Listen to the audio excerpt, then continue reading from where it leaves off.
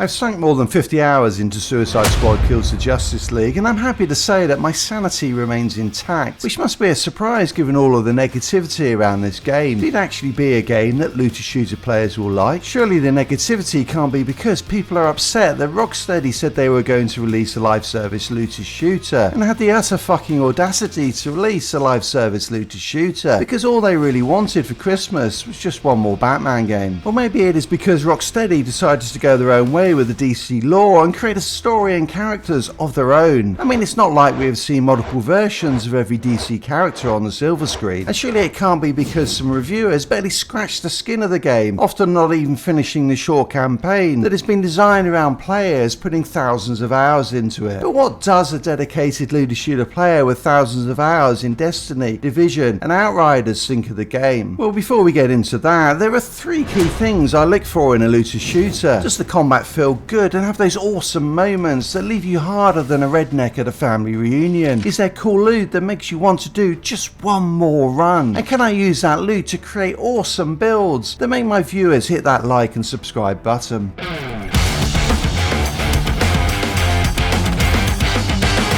The combat is fast-paced, highly mobile and feels very fluid. At times the enemy count can be quite overwhelming, and it is fair to say that all of the effects on screen will make you ill faster than watching Two Girls One Cup. Or at least it does until you look in the options and realise that the developers have put the settings to vomit-inducing just to mess with us. The quality of life options in this game are truly impressive, so if you want to go all Elden Ring and play with no HUD at all, you can. Many reviews have complained about the combat being primarily gun-based, which is inconsistent with the nature of the characters. And while that is true, I would say that if all you are doing is shooting things, then you might want to go back to Cuphead, because this game weaves melee, grenades, traversal, counters, special moves and gunplay together to create unique combat that when you master it can result in some awesome plays. And on top of that, this game is a looter shooter, so of course they use fucking guns. Now you might think, like some reviewers, that if all the characters use weapons then they lose their uniqueness. And that is true. Well, other than that, they all have their own melee that works in slightly different ways, and a traversal of course that is unique for each character, and their special attacks. And I guess that each character can only use certain weapons, so it is not possible for them to play the same way. And each character has a unique talent tree with 3 playstyles, different from the other characters. Completely the same really, but I think that it is fair that Rocksteady could have lent more into the established traits of each of the characters. The 3 classes for each character are pretty generic for the genre, but fuck me,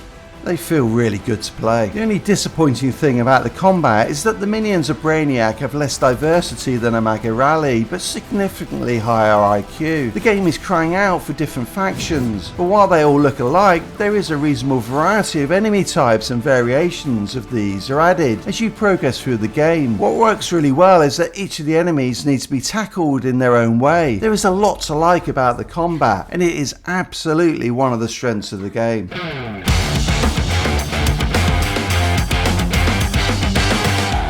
The loot in this game doesn't really start to get good until you get to the end game, but when it does, it got me more excited than a Catholic priest in an orphanage. Notorious Villain Gear in its Infamy sets introduced powerful bonuses. With 10 Notorious items and 21 Infamy set items, there is plenty to grind for in the first phase of the end game, Finite Crisis, which runs until March. I would expect that each phase will introduce more gear, opening up a ton of build diversity. Loot does feel underwhelming as you progress through the campaign though. Persevere and you will get happy in a hurry.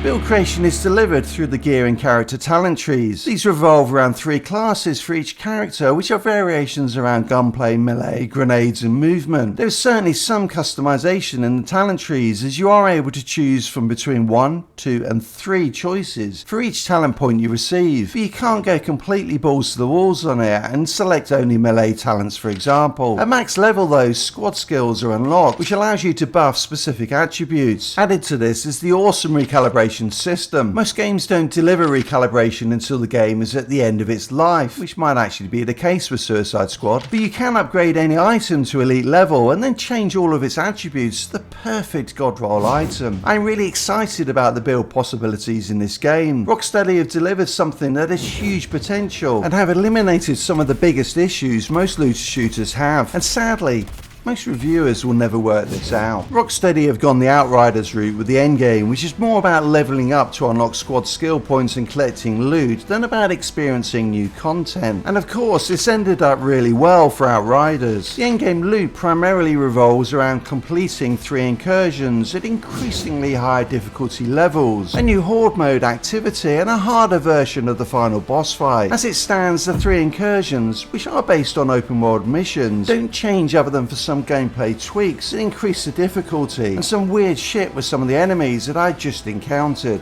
On top of that, the incursions are based on missions you will have already done in the open world. What we don't know as yet is whether these incursions will change going forward. Clearly, if these rotate between the different open world missions and introduce completely new missions, this won't be so bad. You do unlock new game modes as you level up in the endgame, but the game is definitely missing that big scripted endgame event, like a raid or smaller weekly incursion. For fans of the DC Universe or the Batman Arkham games, the story is going to be as disappointing as running into a wall with a boner and breaking your nose. This game is not for you. For everyone else, the story and characters are okay. I mean, it's a lot better than the Destiny 1 story, but that's a low bar. As with most looter shooter games, the story is told through cutscenes. It is hard enough getting random teammates to complete objectives, so having the gameplay tell the story would have been a joke. And I have to say that the cutscenes were very well done, with excellent voice acting and character animation that was some of the best I've ever seen. I personally also like some of the irreverent humour in the game. And of course, the story is unfinished, because we love to have it drip fed to us over months or years to keep us coming back for more. The gameplay in the campaign is another area that has received its share of hate mail. There are only a few scripted missions in the campaign. Most of the time you'll be completing open world events similar in size to public events in Destiny. There is a reasonable variety of them, including various enemy elimination events, rescue missions, control the zone, vehicular missions, destroy objectives, and yes,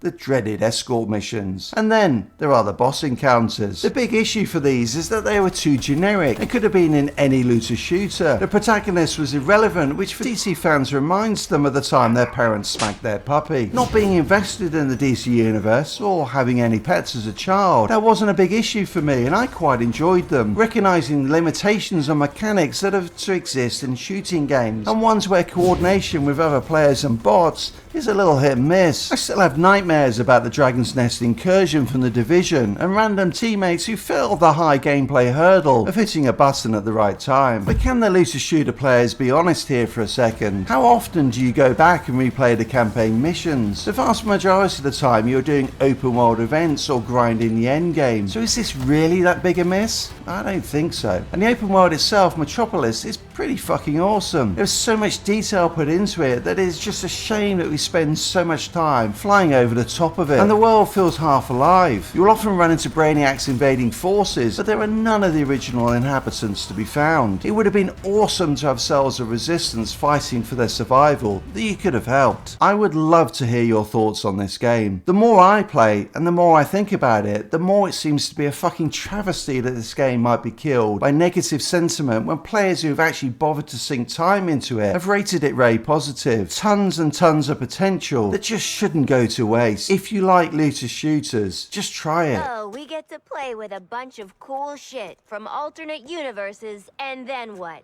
Retire?